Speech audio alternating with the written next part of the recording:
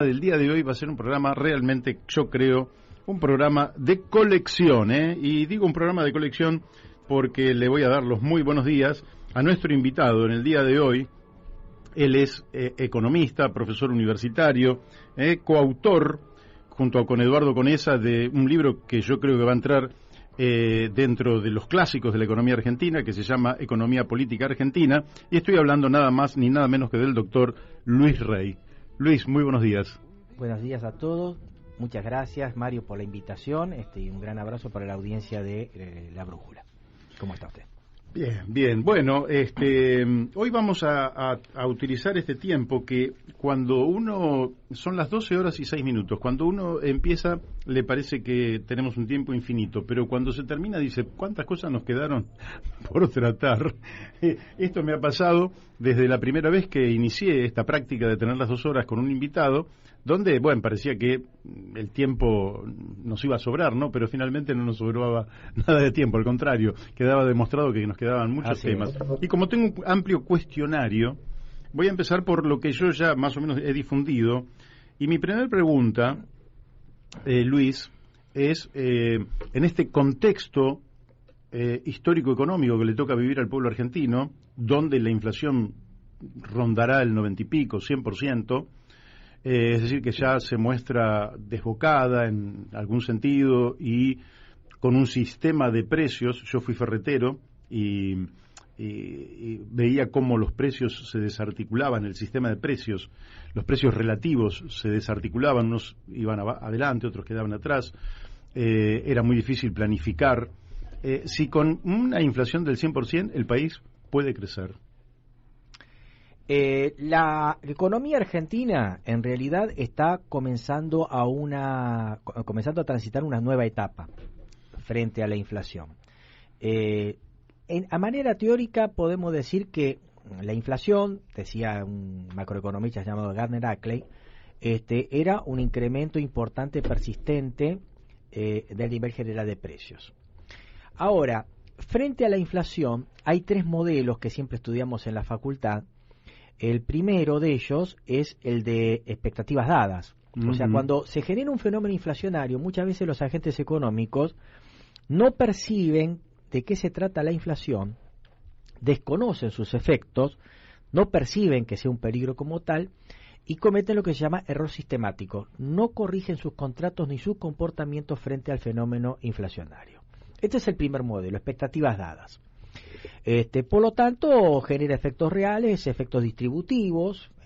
La inflación es un fenómeno que tiende a generar lo que se llama licuación de pasivos. Quien tiene una deuda, en términos reales, a la larga termina pagando menos. Por lo tanto, la inflación tiende a beneficiar al deudor, a perjudicar al acreedor ante la falta de índices de indexación o de indización, como se dice en los libros de traducción anglosajona. Por lo tanto, el salario real cae sin que el agente económico perciba eso, las jubilaciones y pensiones también. Y obviamente el modelo de expectativas dada da lugar a una segunda etapa de la inflación cuando ésta permanece en el tiempo, que es el de expectativas adaptativas. En el modelo de expectativas adaptativas, los agentes económicos comienzan a ver que la inflación está y comienza a generar efectos reales sobre sus ingresos o gastos. Entonces comienzan a corregir sus comportamientos frente a la inflación. Obviamente ese comportamiento lleva a corregir contratos. Por ejemplo, el trabajador va a tratar de buscar una recomposición salarial que trate de soliviantar su situación frente a la inflación. Los contratos también se actualizan, se modifican, pero en el modelo de expectativas adaptativas, las correcciones de los contratos siempre se dan mirando a la inflación pasada. Este es un poco el modelo que estamos transitando actualmente. O sea, los agentes económicos perciben la caída real de los ingresos y tratan de corregir la inflación sobre la inflación pasada. Y en algunos casos se puede ganar o perder. Evidentemente, todo lo que es jubilados, pensionados, asalariados, están perdiendo, pero todos se están corrigiendo sobre la inflación pasada. Es simplemente ver cómo están cerrando las paritarias y notamos con sorpresa que están cerrando en torno del 90, 80, o sea, mirando la inflación que ha pasado. Claro, bancario es 94%. Claro, y ante ese segundo modelo de expectativas adaptativas se llama, va al tercer modelo. Si la inflación persiste, vamos al tercer modelo, que es el de expectativas racionales. Los agentes económicos saben que la inflación está presente, viene corrigiendo los ingresos desde el pasado, pero también lo va a seguir haciendo en el futuro. Por lo tanto, el comportamiento es corrección de los contratos, pero ya no solamente mirando la inflación pasada, sino la presente y la futura. En consecuencia, si un agente económico, un asalariado, va a la paritaria, a través de su sindicato, a corregir el contrato laboral, lo que va a tratar de hacer es, si la inflación pasada fue del 100% y la inflación proyectada para el próximo año es del 100%, lo que va a tratar de hacer es corregir su contrato en un 300%. Y obviamente, cuando tenemos expectativas racionales, o sea, miramos la inflación pasada, presente y futura, la inflación comienza a espiralizarse, ¿no es cierto? La inflación comienza a retroalimentarse y obviamente también comienza a verse un fenómeno que ya, cuando hay inflación, se ve de un modo palmario, que es la puja distributiva. El empresario trata de no convalidar aumentos salariales importantes, y si el gremio es muy importante, el empresario termina suscribiéndolo, incrementa los costos pasa a precios y finalmente eso termina haciendo caer el ingreso real, abriendo una nueva ronda de negociaciones. Uh-huh. Entonces, un poco lo que decía Perón en alguna oportunidad en la década del 70, que los salarios van por la escalera y los precios por el ascensor. Y bueno, cuando ya tenemos una inflación muy espiralizada, los agentes económicos comienzan a ver que como la inflación recae sobre una especie de impuesto o señoríaje que recae sobre activos monetarios fijos, la gente comienza a ver que tener dinero en el bolsillo es peligroso porque el valor se deteriora minuto a minuto, día a día. Y cuando eso ocurre, ciertos sectores que tienen capacidad de ahorro comienzan a anticipar consumos sobre bienes no perecederos. Es decir, claro, comienza, por ejemplo, a comprar un electrodoméstico, a comprar a productos que no se echan a perder, pero anticipar consumo, pongámosle pañales, aerosoles, comienza a comprar cerámicos porque piensa por ahí ampliar la casa y comienza a comprar los cerámicos, la grifería, los ladrillos y tenerlos acopiados hasta el momento que se decida darse la construcción. Pero llega un momento en que la inflación es tal en que ya no se consume para anticipar consumos, sino que ya directamente la decisión del agente económico es gastar por el solo hecho de deshacerse del dinero. Claro. Cuando eso ocurre ya es peligroso, porque ahí lo que ocurre es que la gente comienza a gastar no porque necesita anticipar consumos, sino porque necesita deshacerse imperiosamente, inmediatamente del dinero. Eso genera una abrupta caída de la demanda de dinero y está el escenario hecho para un clima de hiperinflación. Uh-huh. A eso no llegamos nosotros, porque usted fíjese, Mario, estamos en una segunda etapa en realidad. Claro. Estamos con expectativas adaptativas, vamos rumbo a un nuevo escenario de inflación, en donde esto se va a parecer mucho a la década del 80 con Alfonsín, inflaciones altas, cercanas al 10% a nivel mensual, pero todavía no se ve ese efecto ni de expectativas racionales, ni de espiralización, ni tampoco de caída de la demanda de dinero con clima de hiper. Para tranquilizar al oyente, lo que vamos a ver es, este mes que pasó, tuvimos un 7, una inflación cercana al 85, seguramente septiembre va a ser una inflación también más alta, seguramente estemos entre el 7 y el 8, y el último trimestre con una inflación alta. En esta nueva etapa, que estamos hablando de inflaciones mensuales en torno a 10. Podemos tener una 11, 12, 8, 9. Aparte que es un trimestre de alta inflación por cuestiones estacionales. Sí, siempre. Tenemos diciembre, las fiestas, tenemos las matrículas escolares que se renuevan, el turismo. Entonces son meses de alta inflación. Agosto más bien es una inflación de baja intensidad de crecimiento de precios por el tema de los efectos de liquidación, fin de temporada, zapatos que se liquidan, indumentaria también, pero bueno, la temporada de verano también con el tema de indumentaria también aumentan. Uh-huh. Ciertos productos de quinta también suelen aumentar mucho en esta época. En octubre los tomates suelen irse a un precio por las nubes, hasta que, bueno, una cuestión estacional, venga el verano y comiencen los frutos a aparecer en las verdulerías. Por lo tanto, lo que uno puede decirle ya a nivel microeconómico al oyente de la radio, lo que puede hacer ahora es, bueno, las fiestas son en diciembre, pero puede comenzar a comprar algunos productos para las fiestas, ¿no es cierto? Antes de que la sidra, el champán o los vinos o los aperitivos o la lata de atún comiencen a aumentar en torno a diciembre, ¿no es cierto? Bien. Pero básicamente eso es un panorama que tenemos frente a la inflación. Es un problema serio, vamos rumbo a un plafón de inflación más alto. Y el 2023 en el presupuesto ronda el 60%. ¿Es probable bajar estos 40 puntos de acá al año que viene? No, es imposible. Digamos, hoy el presupuesto, a medida que pasa el tiempo y las variables se vayan sincerando cada vez más, hoy el presupuesto que se está discutiendo en el Parlamento tiene cifras que son prácticamente irrisorias. Estamos hablando de una inflación proyectada del 60%, un tipo de cambio que va a estar vis a vis con ese nivel de inflación proyectado. Obviamente nos da la idea de que esa tasa de inflación va a ser pulverizada y obviamente el tipo de cambio va a estar más atrasado que ahora inclusive, porque yo estoy diciendo que voy a hacer flotar el tipo de cambio más o menos en torno a la inflación proyectada para el año que viene del 60, en realidad la inflación va a ser mucho mayor y obviamente el tipo de cambio va a estar atrasado.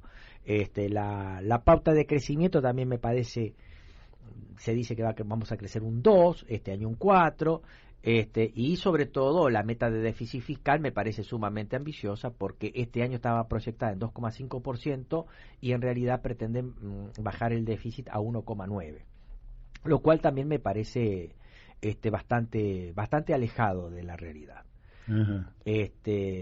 No siempre los presupuestos en nuestro país se condicen con lo que realmente ocurre. Casi nunca, digamos. Casi nunca.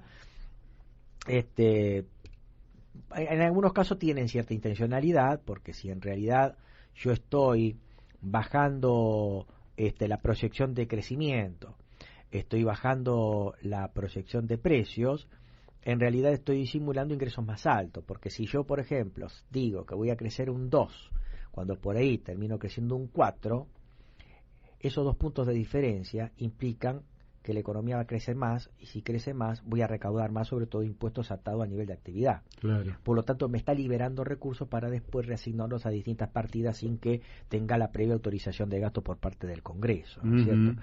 Y si yo proyecto una inflación del 60, cuando en realidad es más, como la inflación también es vista como un impuesto inflacionario señoriaje, tengo una liberación de recursos que también la puedo aplicar a distintas partidas. No en un año electoral es bienvenido, porque exactamente. Porque asigno arbitrariamente si le doy a uno o a otro. Exactamente, por eso también esas leyes tienen que ir, la ley de leyes, la ley de presupuesto tiene generalmente que ir acompañada en esos casos con una autorización al jefe de gabinete de ministros para que pueda asignar partidas a gastos de una manera más discrecional. Claro. O sea que también tiene su explicación de por qué muchas veces los presupuestos están, entre comillas, dibujados con niveles de crecimientos bajos, subestimados, niveles de recaudación también subestimados y niveles de tasa de inflación también subestimados, ¿no? Le quiero preguntar, hay economistas monetaristas que plantean que el problema de la inflación es un problema estrictamente monetario, es decir, es el fruto de la emisión monetaria. El Estado gasta más de lo que recauda, necesita cubrir ese déficit, para lo cual emite moneda y esa moneda genera inflación. Ahora, tenemos un déficit fiscal, parece, bueno, que es falsa la tesis, lo demostró Nicolás Dujovne, ¿verdad? Ya no se discute eso. En la facultad ya no se discute, es decir, la inflación tiene causas múltiples. Claro. Está la inflación de demanda, la demand push inflation, la inflación de costos, cuando no emito, pero por ahí yo puedo no llegar a emitir, pero si por ejemplo tengo una crisis internacional que me hace subir el precio de los commodities alimenticios o energéticos, me está aumentando los costos y esos costos se trasladan a precios.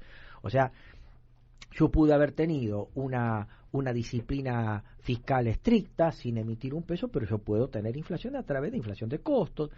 También puedo tener inflación importada, por ejemplo, si yo importo productos sensibles a mi economía que no produzco, por ejemplo energía, y la energía por X causa, que puede ser una crisis internacional, una revolución en Nigeria, una crisis en el Medio Oriente con Irán o Irak, o una temporada de huracanes en el Golfo de México, por la ley de precio único el petróleo aumenta y sus derivados, y evidentemente yo, como soy importador de esos productos, voy a tener inflación de costos o importada. Es un poco lo que le pasa a los alemanes o a los europeos con el gas ruso, ¿no es cierto? Puedo tener disciplina fiscal, pero me está aumentando un producto que forma precios en mi economía y tengo inflación. La inflación estructural también está cuando yo no tengo una capacidad como para poder hacer frente a una demanda de pico creciente. Es decir, son múltiples causas. Pero aparte, yo siempre digo que siempre recuerdo una exposición del año 1959, Jacques Rueff, bien liberal, en donde daba por tierra la idea de que si yo emito sin respaldo, tengo inflación, o si yo emito con respaldo, no tengo inflación. Y le cuento, Mario, las dos anécdotas que señala Jacques Rueff. La primera es, si emitimos con respaldo, no tenemos inflación. Eso es falso. Y el ejemplo que da Rueff en esa conferencia de 1959 fue la época del bullonismo español, la época del Imperio Español. La moneda directamente no era de papel, la moneda era de oro directamente. La moneda era de plata u oro. Sin embargo, esa moneda era inflacionaria. ¿Por qué razón? España recibía gran cantidad de oro y plata de las colonias americanas, incurría en terribles déficits que generaba una gran profusión de monedas de oro y plata por España y por Europa. Y lo que generó fue en el siglo XVI la llamada revolución de los precios. En el mundo, sobre todo el mundo europeo, hubo una gran inflación de precios, producto de la gran profusión de medios de pagos traídos desde España a América. Empezaba por España y se difundía por todo el mundo. Ese sería el caso donde la moneda tiene respaldo porque la propia moneda es oro. Es de metal oro. Eso lo terminó descubriendo en 1586 Juan Bodino, en donde formuló por primera vez la llamada teoría cuantitativa del dinero, que hizo tan famoso después a Milton Friedman en los 70. Y la segunda es, si yo emito sin respaldo, tengo inflación. Y también es falso. Y bueno, le tocó en carne propia a Rueff cuando fue funcionario del Banco Central de Francia, en épocas de la Segunda Guerra Mundial, cuando era inminente la invasión de Alemania a Francia. Cuando era inminente la invasión de Alemania a Francia, los franceses comenzaron a correr el sistema bancario tratando de sacar sus depósitos ante la inminencia de la invasión alemana. Claro. Entonces la gran discusión que había en el Banco Central francés es, ¿qué hacemos? ¿Emitimos los redescuentos? Porque el tema es que un banco no tiene todos los depósitos que le hacen. El banco recibe el depósito, hace un encaje de efectivo mínimo y el resto lo presta. Entonces, si los franceses iban a pedir los francos, los bancos iban a quebrar uno tras otro porque no iban a tener los depósitos, porque buena parte de los depósitos, efectivo mínimo mediante encajado, el resto lo prestaban. Entonces ahí intervenía el Banco Central en su función de ser banco de bancos, ¿no es cierto? Claro. Y entonces la gran discusión en el Banco Central francés es, ¿qué hacemos? ¿Emitimos los redescuentos? ¿Le damos el dinero a los bancos para que estos a su vez devuelvan los depósitos íntegros a los franceses, generando eventualmente una hiperinflación? ¿O hacemos caer el sistema bancario? Y Rueff dijo, emitan todo lo que los franceses quieran. Porque ese dinero los franceses no lo van a gastar. Se lo van a llevar a sus casas, lo van a enterrar, lo van a atesorar y no van a generar ninguna inflación. Y así fue.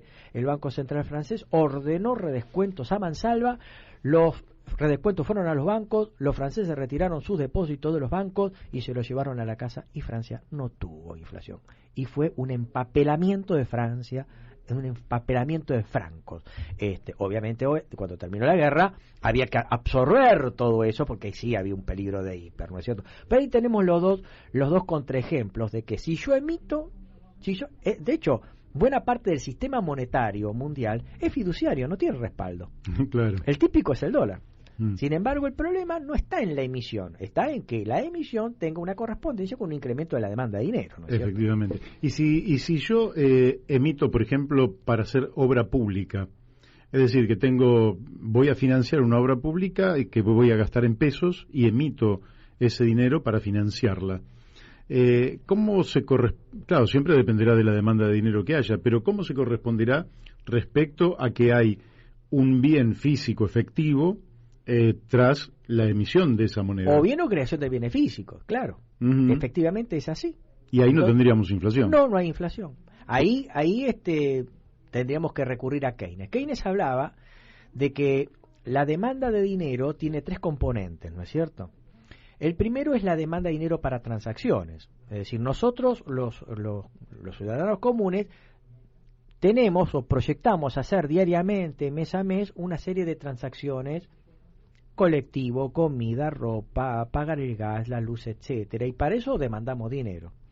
Esa es la demanda de dinero para transacciones.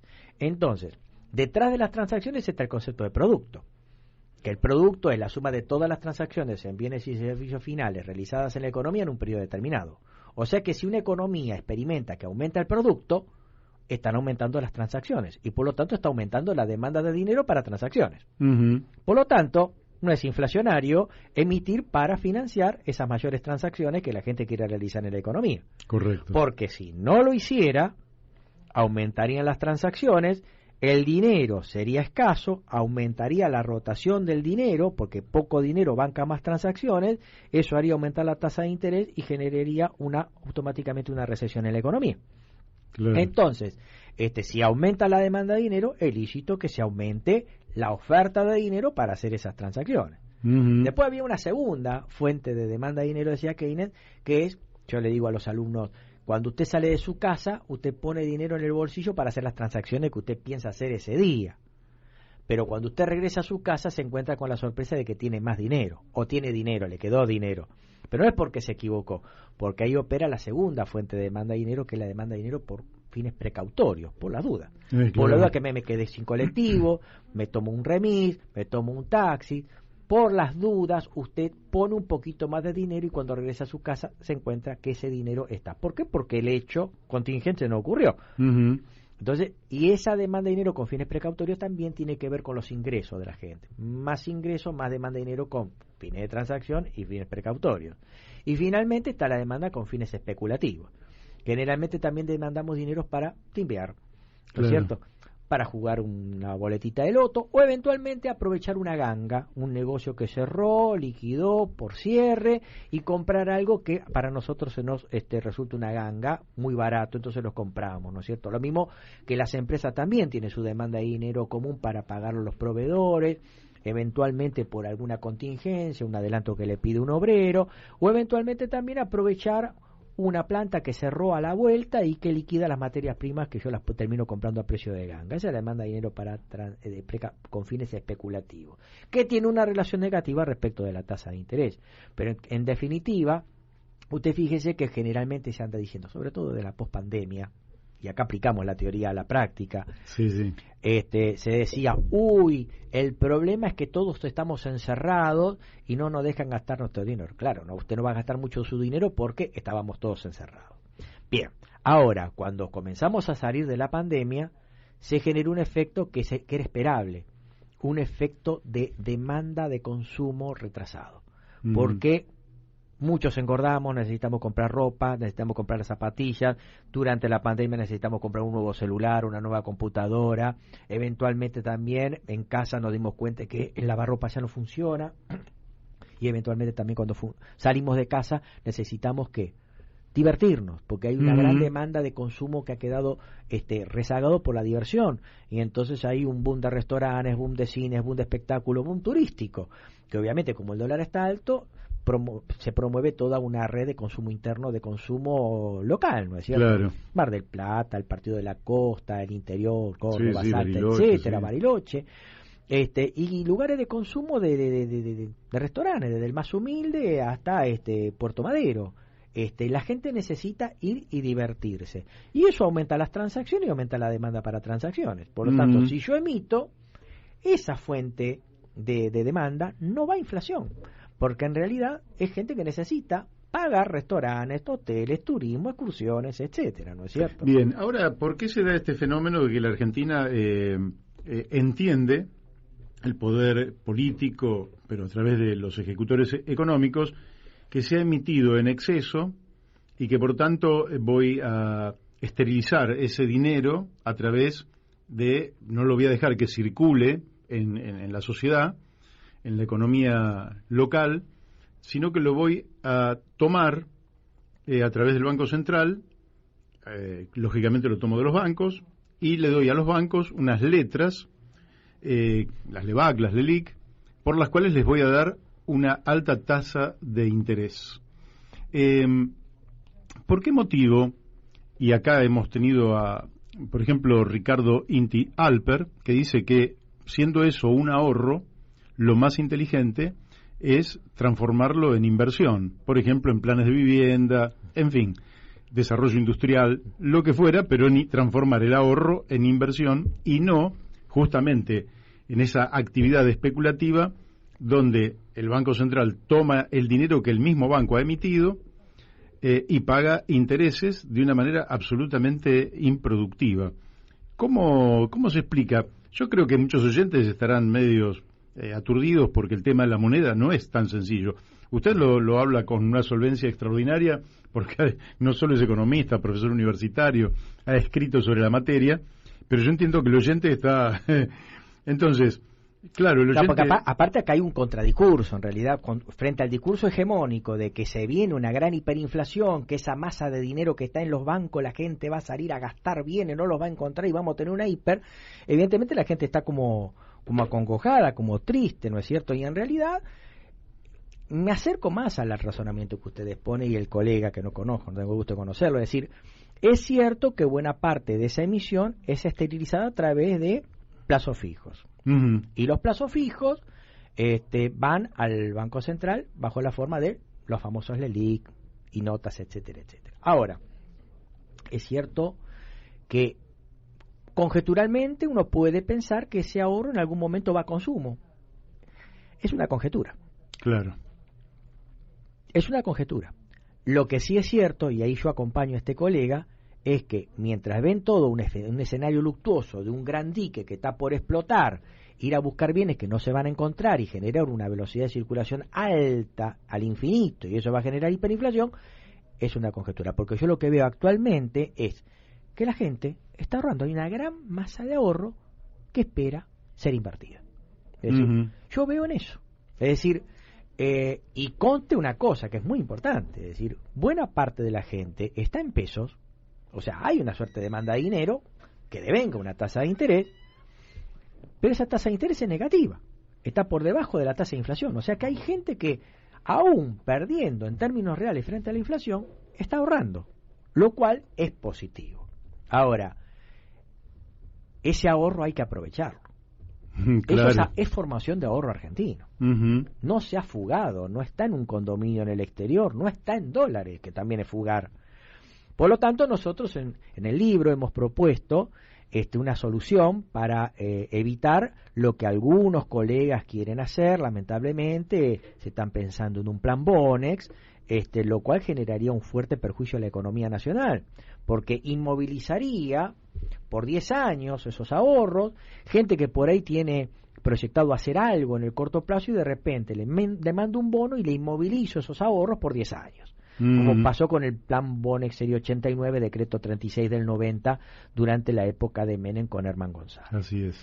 Entonces, nosotros lo que proponemos, lejos de dolarizar a través de un bono, lo que también implica aumentar nuestra deuda externa, porque nosotros si le cambiamos a esa gente el plazo fijo en pesos por un bono en dólares a 10 años, Uh-huh. nosotros lo que estamos haciendo es que cada semestre, en donde se van a pagar los servicios de ese bono, o en 8 cuotas de 12,5% que pagaba el bono 0,89, yo voy a tener que comprarle a la Reserva Federal dólares para poderle pagar a ese ahorrista que tenía plazo fijo, si ahora tiene un bono en dólares, le voy a tener que pagar dólares. Y para eso, como yo no emito dólares, le voy a tener que comprar a la Reserva Federal esos dólares, o a través de endeudamiento, o a través de una balanza comercial para convertir esa balanza comercial positiva en dólares. Lo que implica es aumentar nuestra deuda externa, cuando es totalmente inútil hacer eso, una medida totalmente inútil. Y obviamente también genera una gran sequedad en el mercado con altas tasas de interés recesivas, que es lo que ocurrió con Herman González cuando se cambiaron los plazos fijos en pesos por el bono. La tasa de interés se fue alta porque hubo una gran iliquidez en el mercado, Uh-huh. que generó también un fuerte sesgo recesivo. Lo que nosotros proponemos es la creación de la UCE, la unidad de cuenta estable, es decir, convertir ese ahorro de argentinos en un plazo fijo de largo plazo, obviamente liquidable en cualquier momento cuando lo quiera el inversor, que se va a ajustar por el índice de precios al consumidor y va a devengar un interés anual del 2%. ¿Y esto qué lo diferencia con el UVA? No, prácticamente nada. Pero es ahorro. Lo que sí lo diferencia es que la economía argentina no se va a dolarizar, porque en realidad nosotros hemos propuesto mantener un tipo de cambio alto, pero ajustado por el índice de precios al consumidor. Es decir, primero una nota al pie de página. Tener dólares hoy atesorados no es negocio. Interesante que lo explique, sí. Claro, porque en realidad el dólar es una moneda que también tiene inflación. Uh-huh. O sea, el dólar tiene una inflación arriba del 8% anual. O sea que si usted, el oyente, tiene $100.000 billete en una mesita de luz, a fin de año, después de un año, va a seguir teniendo facialmente esos $100.000 billetes. Pero en términos reales, como el dólar se inflacionó un 8%, en términos reales va a tener $92.000. Ha perdido $8.000 por la inflación. Entonces, no es un buen negocio comprar dólares y atesorarlos. Tampoco es eso. Lo que ocurre es que la gente recurre al dólar para perder menos. Claro. Antes que perder un 90 o 100% teniendo pesos atesorados, prefiero perder un 8% de inflación del mismo dólar. Por lo tanto, el negocio del dólar no es un buen negocio. Del mismo modo también mucha gente dice, bueno, voy a tratar de invertir comprándome un auto. Y no es una buena inversión tampoco comprar un auto, porque es una inversión de rentabilidad negativa también. Totalmente. Porque comprar un auto implica pagar impuestos, la cochera, la expensa de la cochera, el lavadero, el aceite, la patente, bienes personales por ahí si cotiza, no está amortizado. O sea, es un activo de rentabilidad negativa. Aparte que cada vez que pasa el año, el auto en función de la marca y el modelo se desvaloriza. Uh-huh. Así que tampoco es un buen negocio. Hay que tratar de buscar una renta o que lo cubra de la inflación o que le gane un poquito a la inflación. Y precisamente en estos momentos, ni comprando dólares ni comprando un rodado, usted hace un buen negocio.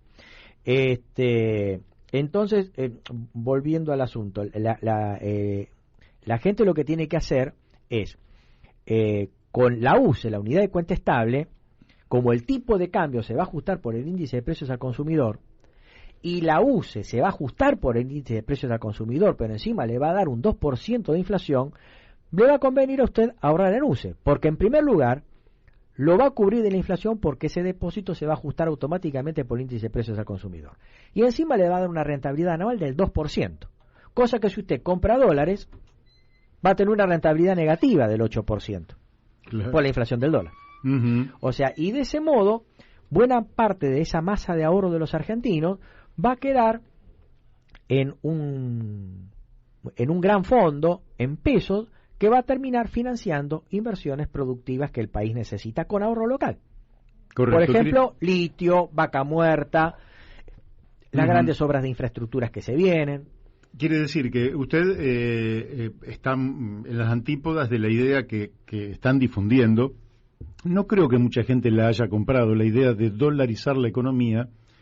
O incluso un diputado mediático, digamos, bueno, los dos, porque el que quiere dolarizar es Javier Milei, ¿no? Y hay otros que lo acompañan en esa idea, y quien quiere ir a un acuerdo con Brasil para que el Banco Central de Brasil monetice la economía argentina a través del real, es Martín Tetaz. Digamos que la soberanía monetaria es el mejor negocio que los argentinos podemos tener. Porque precisamente recaudamos impuesto inflacionario, es decir, me voy a poner del lado del abogado del diablo. La inflación es un fenómeno monetario pernicioso para quienes tienen ahorros fijos en pesos, es cierto. Pero también, desde el punto de vista de las finanzas, hay que pensar la inflación como un impuesto. Como un impuesto que recae sobre esa base imponible compuesta de activos monetarios fijos. Por lo tanto, si nosotros adoptáramos una moneda distinta a la nuestra, estaríamos haciendo una transferencia de ingresos a fiscos extranjeros, porque el impuesto inflacionario o el señoriaje lo estaría recaudando, si dolarizáramos la economía, la Reserva Federal de Estados Unidos. Claro. O sea, le estaríamos pagando un 8% de impuesto inflacionario o señoriaje a la Reserva Federal de Estados Unidos. O estaríamos pagando impuesto inflacionario a el Banco Central de Brasil. De todos modos, también hay un problema con aquellos que proponen dolarizar la economía o establecer una moneda común, como Lula propone para el Mercosur. Cuando un país adopta una moneda distinta a la suya, debería conformar lo que el economista canadiense Robert Mandel llama una teoría, un área monetaria óptima, ¿no es cierto? Este economista canadiense, que por este aporte y por el modelo Mandel-Fleming recibió el Premio Nobel de Economía en 1999, sostenía que para que varios países puedan adoptar una moneda en común debían formar un área monetaria óptima, y para que existiera un área monetaria óptima se tenía que dar 3 condiciones. La primera, un importantísimo nivel de intercambio de bienes y servicios entre esos países. Uh-huh. Segundo, un importante intercambio de factores de la producción entre esos países, principalmente mano de obra y capitales. Y tercero, el ciclo macroeconómico sincronizado. Si uno crece, el otro crece, uno decrece, el otro decrece. El tema es, pensemos en la dolarización. Si nosotros quisiéramos dolarizar la economía, tendríamos que tener una economía que funcionara como la economía número 51 de Estados Unidos, o sea, como el Estado 51 de la Unión. Uh-huh. Quiere decir que Argentina debería tener, en primer lugar, un importantísimo intercambio comercial de bienes y servicios con Estados Unidos, que no lo tenemos. Claro.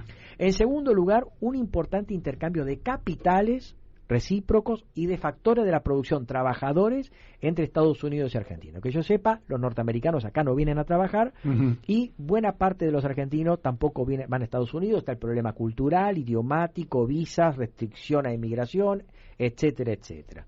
Y obviamente el tercero tampoco muchas veces ocurre. Estados Unidos muchas veces crece y nosotros decrecemos.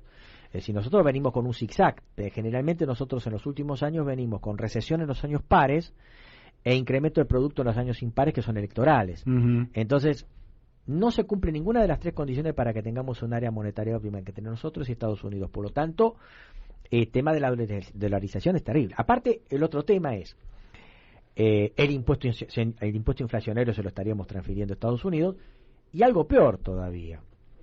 Nosotros dependeríamos de la política monetaria de la Reserva Federal de Estados Unidos, que realmente no se va a detener en hacer política monetaria para nosotros. La Reserva Federal más bien hace política monetaria para Estados Unidos y eventualmente, como el dólar es la moneda mundial, también para el mundo.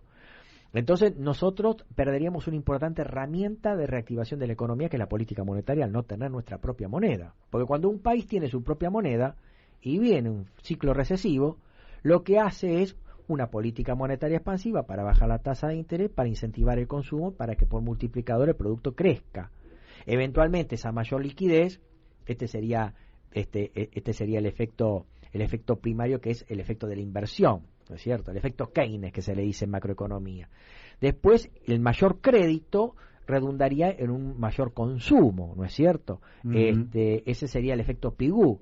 Y cuando tengo una economía abierta como movilidad de capital, cuando yo hago una política monetaria expansiva, devalúo mi moneda.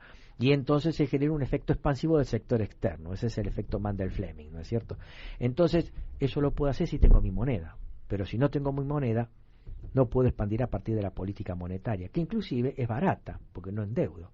Claro. Entonces, cuando un país entra en esa encerrona de no tener su propia moneda y tiene un ciclo recesivo, al no tener su moneda no le queda otra más que hacer política fiscal expansiva.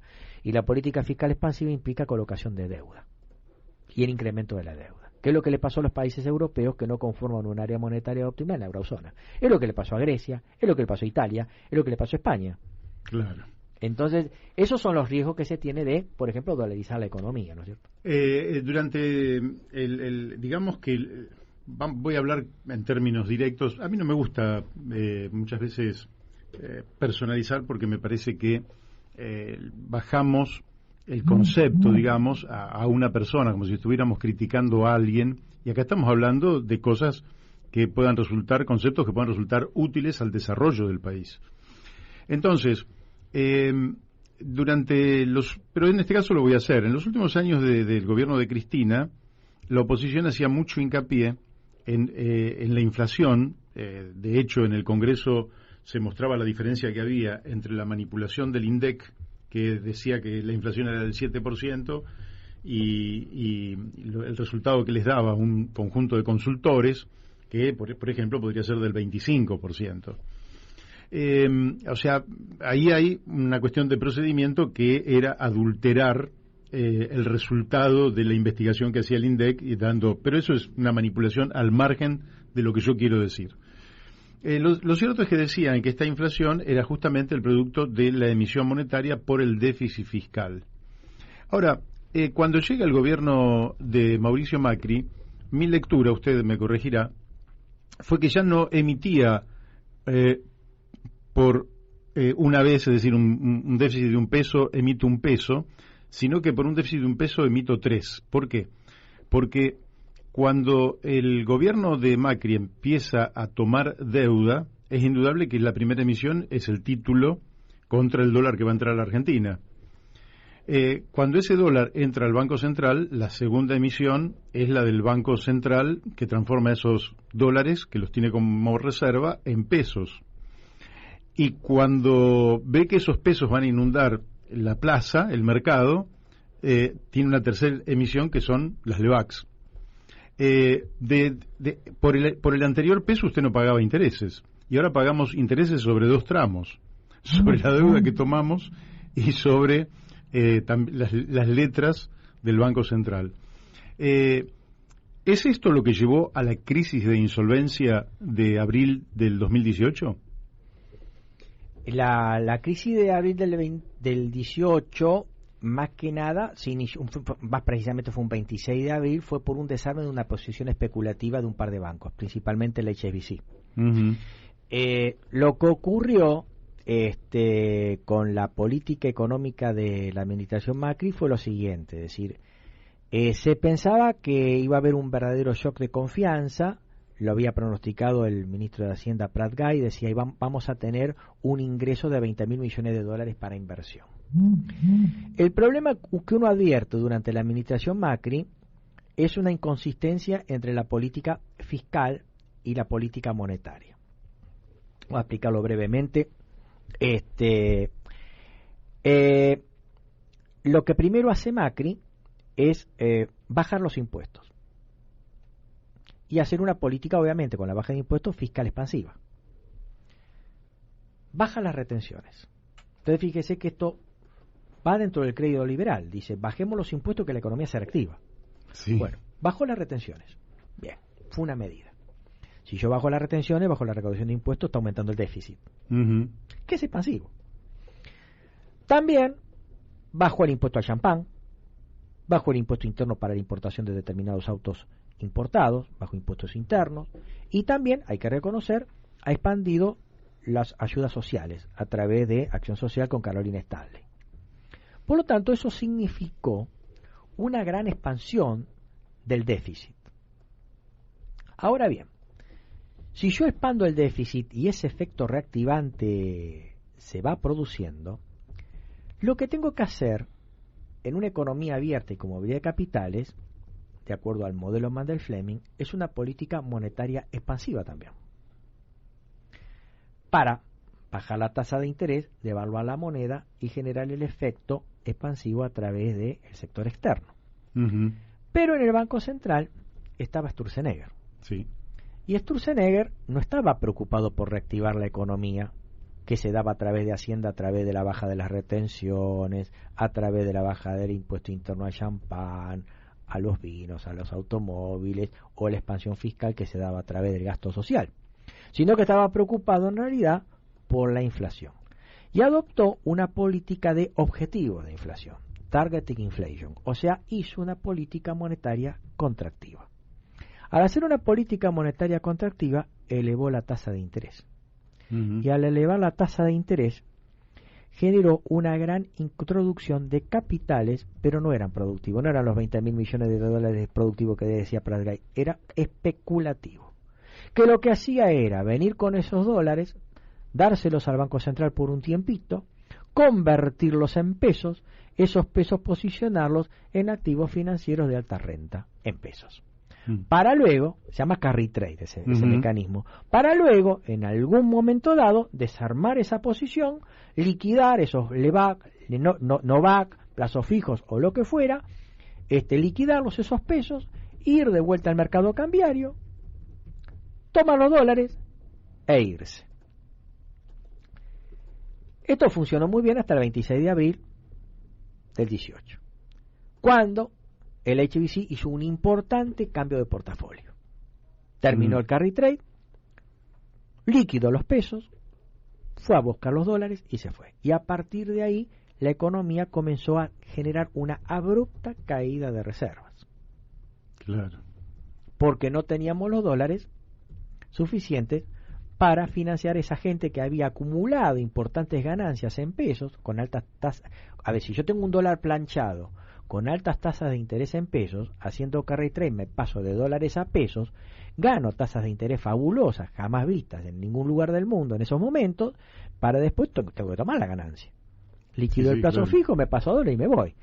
Porque si me voy tarde no están los dólares. No están los dólares, es precisamente lo que pasó. Entonces el gobierno, ¿qué hizo? Inmediatamente, como vio que el país tenía un ratio de deuda externa PBI muy bajo, lo reconocieron ellos.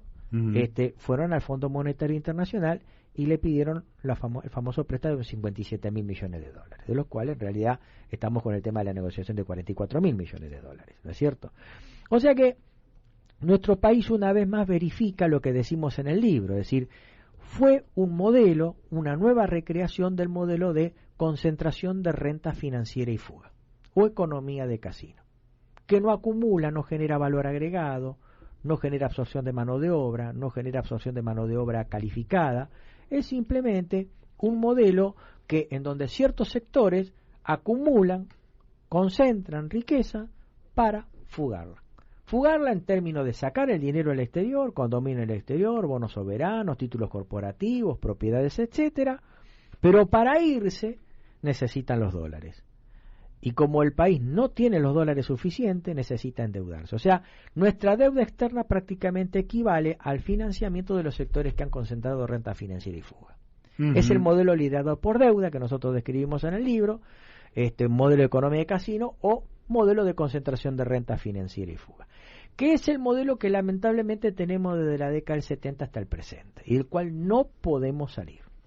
Nos quedan de esta primera hora unos minutos, pero ya lógicamente que todo este planteo financiero que usted viene desarrollando, digamos monetario, financiero, etcétera, tiene actores, por un lado estatales, que lógicamente están conducidos por la ideología del gobierno que ha sido elegido por el pueblo, y en el caso del macrismo claramente se han expresado dentro de la ideología liberal, neoliberal, paleoliberal, como a veces me gusta decirlo, pero también tiene un esquema que tiene que ver con el papel de los bancos privados, y esto viene desde aquel febrero de 1977, donde Jorge Rafael Videla y José Alfredo Martínez de Oz firman la Ley de Entidades Financieras. No sé si va a quedar, me parece que no nos va a quedar tiempo, porque quizás lo dejemos para la próxima hora, pero esa ley habilitó, digamos, un manejo de las finanzas por parte de los bancos que fue de un altísimo grado de irresponsabilidad y le hizo perder al Estado argentino la capacidad justamente de manejar esa operación, que se la puede ver de dos maneras, digo yo. Una puede ser, usted genera un sistema financiero para la especulación, para el parasitismo, o genera un sistema financiero que está al servicio del trabajo, la producción y la inversión. Primero, ya no nos va a quedar tiempo. Qué bueno que tenemos una segunda hora, Le voy a dejar pendiente para la segunda hora, que nos explique un poquito de qué se trata la Ley de Entidades Financieras, aquella ley. ¿Por qué opina usted que no se ha modificado prácticamente en casi 40 años de vida democrática lo esencial de esa ley? Porque podría haber sido modificado, porque aparte la Argentina tiene antecedentes de haber funcionado de otra manera. ¿Por qué en la Argentina no prosperaron las cajas cooperativas de ahorro y crédito, por ejemplo? El doctor Héctor Polino presentó un proyecto hace muchos años y en el 2004 fue votado por unanimidad por ambas cámaras, pero cuando fue al Banco Central, justamente alguien que usted mencionó, Alfonso Prat Gay, a quien conozco por otra parte, bueno, mandó una reglamentación de tal complejidad que no se pudo constituir en la Argentina una sola caja cooperativa de ahorro y crédito, y da la impresión de que todo el sistema financiero está regido para la defensa de intereses concretos que no son beneficiosos en absoluto para el país. Le dejo todas estas inquietudes, vamos a la tanda de la radio y después seguimos. Y Héctor, después, en cuanto esté la devolución, seguimos con el doctor Luis Rey. Y seguimos la segunda hora de nuestro programa con el doctor Luis Rey. Luis, le preguntaba entonces, creo que quedó claro, sobre esta ley de entidades financieras promulgada ya por 1977, por Videla y Martínez de Oz, y todo lo que esto implicó, y también le preguntaba por, ¿para qué debe servir un sistema financiero? Y le preguntaba también por las cajas cooperativas de ahorro y crédito que fueron desactivadas justamente por el Banco Central para que no se reprodujera una experiencia que ya en la década del 60 había dado muy buenos resultados y, implicaba una cooperación entre determinadas personas, comerciantes, industriales, gente conocida, familiares, que podían formar su pequeña cajita de ahorro y crédito y asignar en forma muy democrática a quién se le daba, con qué tasa de interés, con gastos mínimos y ajena totalmente a la especulación parasitaria de un sistema financiero que en la Argentina nos ha chupado bastante la sangre. Siempre, porque después, hoy me llegaban, ¿no? Y me decían algunos, siempre ganan los bancos, es decir, no importa si a la Argentina le va bien o le va mal. No importa si un obrero es despedido, si un empresario tiene que bajar la cortina, si alguien trabaja a pérdida, siempre si al chacarero le llueve. Todos esos sufren la economía real, ¿no? Los vaivenes de la economía real. Pero los bancos siempre viven en el paraíso, ganan siempre. Pero, Mario, es una lógica que se da a nivel global. Mm-hmm. Cuando estudiamos en la economía el modelo Mandel-Fleming, siempre advertimos que a partir de la década del 60 en el mundo, sobre todo a partir de la ronda Dillon y Kennedy, el sistema financiero especulativo se desacopló del sistema productor de bienes y servicios, creó su lógica interna y comenzó a crecer de una manera exponencial. De tal suerte que hoy, esto se lo comentamos a los alumnos y les parece mentira, pero actualmente hoy en el mundo, por cada dólar que anda circulando en el mundo pagando operaciones por bienes y servicios, hay $400 en el mundo que lo mueve el capital especulativo de corto plazo. Increíble. 400 a 1 la es la relación relación. Es de 400 a 1. Ah, es increíble. Con operaciones que consisten en compras y ventas de precios que están desarbitrados de cualquier cosa. Pueden ser bonos, pueden ser acciones, pueden ser commodities, pero no es un capital que simplemente tenga por móvil la producción de bienes, simplemente es arbitrar entre precios que están desarbitrados en cualquier lugar del mundo de cualquier cosa. Es dinero que busca dinero a partir del dinero. La relación es de 1 a 400. Por lo tanto, acá tenemos otro tema. Este capitalismo financiero es el que domina el mundo y tiene dos características. No duerme. Claro. En cualquier lugar del mundo, por el fenómeno de Internet, los ordenadores, etcétera, siempre está despierto. Acá está abierto, pero en otro lugar del mundo está cerrado. Y seguramente si el mundo tuvo algún impacto, alguna información, ese mercado cuando abra va a recibir el impacto de esa información que hay en el mundo. El segundo, la característica más importante todavía, es que va a la velocidad de la luz, de la fibra óptica. Uh-huh. Es rapidísimo. Por lo tanto, es un capital que puede ir de un lugar a otro del mundo buscando un diferencial pequeño por encima del promedio internacional. No duerme y es muy rápido. Y de tal modo es rápido que no puede la mente humana dominarlo. Es decir, ya no tenemos que pensar en el operador de la bolsa que está frente al monitor ordenando a través de su cliente operaciones de compra y venta. No sirve. Esa persona no puede manejar tanto cúmulo de información.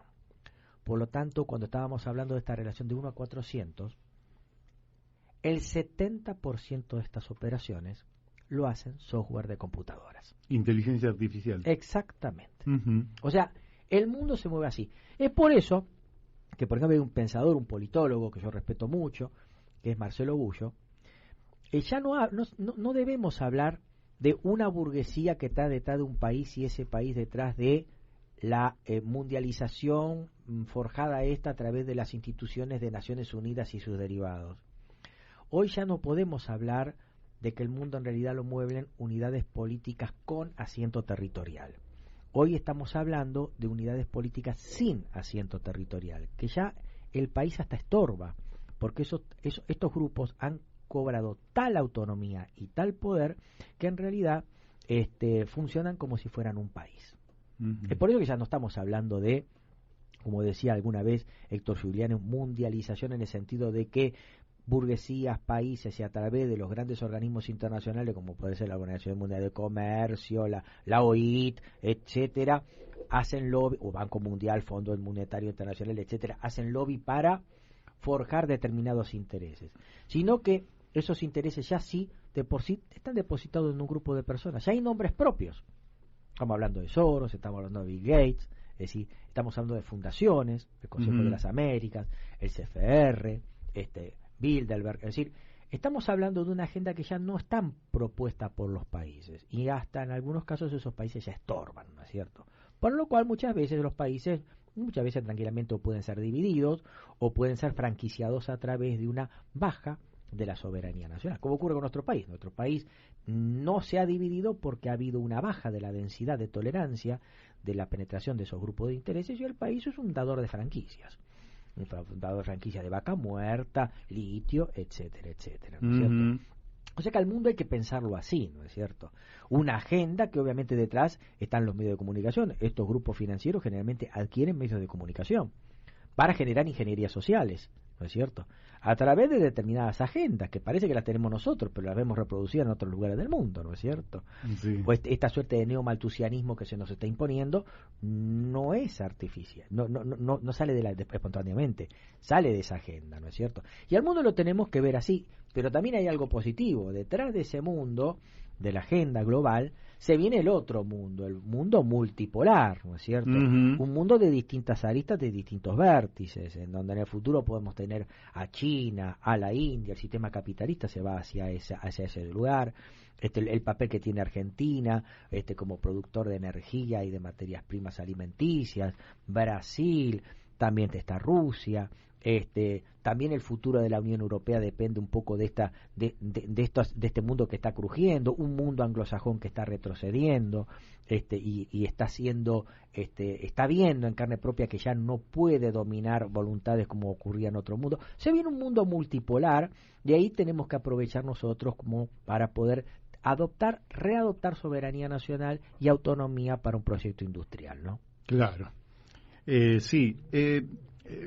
Una economía 400-1 especulativa frente a las transacciones de bienes y servicios, que lógicamente que hay que producirlos, digamos que no tienen la velocidad de la luz no, eso es imposible.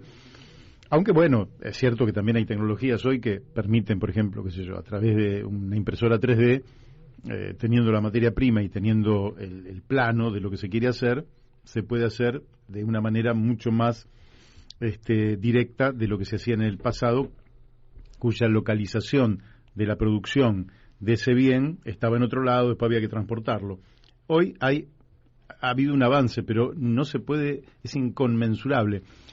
400-1 no guarda ningún sentido. No hay ninguna relación. Ahora, del mismo modo que también a través de la tecnología ya podemos ir pensando en alimentos sintéticos, sí, órganos que se pueden producir por computadoras, sí, un páncreas, un apéndice. Ahora, vuelvo al 400-1. Estamos viviendo en el marco de una burbuja, porque en realidad los seres humanos lo que necesitamos para vivir, además del ambiente, ¿no?, natural, el agua, el aire, pisar un suelo, etcétera, lo que necesitamos son bienes y servicios que se producen en sociedad. Exactamente. Lo otro nos resulta absolutamente ajeno. ¿A dónde va toda esa ganancia especulativa? ¿Dónde se concentra? ¿Y qué es lo que hace ese centro con semejante ganancia? Porque si yo en un juego de imaginación digo, bueno, tengo una máquina que le saco el dinero a toda la sociedad y yo me quedo con todo el dinero de la sociedad, y al día siguiente toda la sociedad, es una imaginación, ¿no? Casi una ciencia ficción. Nadie tiene dinero porque yo me lo he quedado todo, ¿no? Pero al final, claro, la gente se quedó sin dinero y tiene que inventar algo para poder hacer sus intercambios. Pero al mismo tiempo, si yo concentro todo el dinero, ¿para qué me sirve ese dinero que no tengo con quién hacer los intercambios? ¿Cómo se explica, digamos, esta succión que genera la especulación, en definitiva, sobre la economía real? ¿A dónde va y cómo se recicla ese capital? Porque de lo contrario sería como un barril sin fondo. Antes de contestarle, Mario, lo que decía que el fenómeno que estábamos viendo en nuestro país también está pasando en el mundo. Por ejemplo, la crisis de las hipotecas subprime en Estados Unidos, también ganaron los bancos. Es decir, ahí si tenemos que ver es una falta de regulación del Estado, bancos de inversión que hicieron esos bonos podridos con hipotecas que no se podían pagar, y calificadoras de riesgo que los calificaron muy bien para que fueran adquiridos en los mercados, y después una inversión multiplicada de estos bonos. Y cuando la crisis ocurrió y estalló, los que precisamente no cayeron fueron los grandes bancos. Así es. Hicieron caer a uno como prueba para concentrar, que fue Lehman Brothers, pero los grandes responsables fueron los bancos de inversión y las calificadoras de riesgo, y todavía siguen como si nada hubiera pasado, ¿no es cierto? Entonces, y acá ocurre otro tanto, es decir, la gran profusión de entidades financieras producto de acuerdo a nuestro modelo de concentración de renta financiera y fuga, sigue un poco esa lógica de lo que ocurre en el mundo. Es decir, nosotros tenemos una buena parte de nuestra burguesía que simplemente concentra renta financiera y la fuga. Es así, pero lo que tenemos que pensar es que esto no solamente ocurre acá, también ocurre en el mundo. Lo cual, y ahí sí, vamos al tema, genera serias contradicciones. Muchos tienen poco y muy pocos tienen mucho. Claro. Y la matriz de concentración y de multiplicación se da a través de la renta financiera y de otros aspectos que tienen que ver con la renta. La renta pura, que simplemente es especular con la compra de venta de algo que está barato y en otro lugar está caro, que no genera trabajo, no genera inversión, no genera valor agregado. Entonces este sistema es como que se está dando vuelta y se está comenzando a apoderar del sistema de servicios. Comienzan a comprar medios de comunicación, comienzan a comprar recursos escasos, energía, tierras raras, tierras negras. De hecho, en el mundo ya no quedan tierras negras y fértiles, salvo 3 grandes planicies: la llanura pampeana, el medio oeste norteamericano, Ucrania. Y hay países que crecen con debilidades, que no tienen agua, no tienen recursos naturales, no tienen tierras negras, como China, por ejemplo. China no tiene escasez de agua, tiene escasez de minerales, tiene escasez de tierras negras y una población que crece, ¿no es cierto? Entonces como que está pegando la vuelta. Y sobre ese pegar la vuelta hay 2 grandes alternativas que se le viene al mundo. Es decir, hay mucha gente que va a quedar afuera del sistema porque los grandes adelantos tecnológicos ahorran mano de obra. La robótica, la inteligencia artificial, etcétera. A nosotros eso no nos llegó todavía. Pero la alternativa ante esos países está la idea de que, bueno, esa gente que sobra, el sistema bien los puede soportar a través de un ingreso universal. O sea, transformarlos en unidades consumidoras que tienden a recrear el sistema. Uno hacerlo sucumbir a través de crisis de sobreproducción, como por ahí las imaginaban los marxistas. Estas crisis grandes de sobreproducción iban a terminar derribando el sistema. Está previsto, inclusive algunos pensadores de la década del 80, como Jeremy Rifkin, hablaba del fin del trabajo. Sí. Es decir, va a haber un grupo de gente... Tengo su libro y nunca compartí esa idea. El trabajo es la realización del ser humano. Pero en ese caso, fíjese, dice, bueno, esa gente que no va a tener trabajo porque el sistema no los va a poder reabsorber, ¿qué hacemos? Y se les da un ingreso universal para que consuman. Frente a eso está el tema de que, bueno, en definitiva, eso también, termina haciendo caer esa gran masa de plusvalía o esa gran masa de riqueza. Y bueno, frente a esa agenda se le comporta la otra, que es el neomalthusianismo de reducción de población. A través de agendas tales como el aborto, agendas tales como la eutanasia, agendas tales como el mal llamado matrimonio igualitario, que en definitiva encierra algo, no se reproduce. O sea, una suerte de neomalthusianismo que forma parte de la agenda. Ahí puedo tener alguna diferencia con usted, pero porque me parece que siempre hubo matrimonios igualitarios, aunque siempre, no se... más llamado igualitario, como si los matrimonios heterosexuales fueran... No, el tema es que en cualquier población siempre hay un sector minoritario que es homosexual. Y está bien, no hay problema. El problema... Yo creo que desde el principio de los tiempos. Absolutamente. En la antigua Esparta muchas veces armaban parejas de combate de gente que era homosexual porque motivaba al ejército a una pelea más tenaz todavía, ¿no es cierto?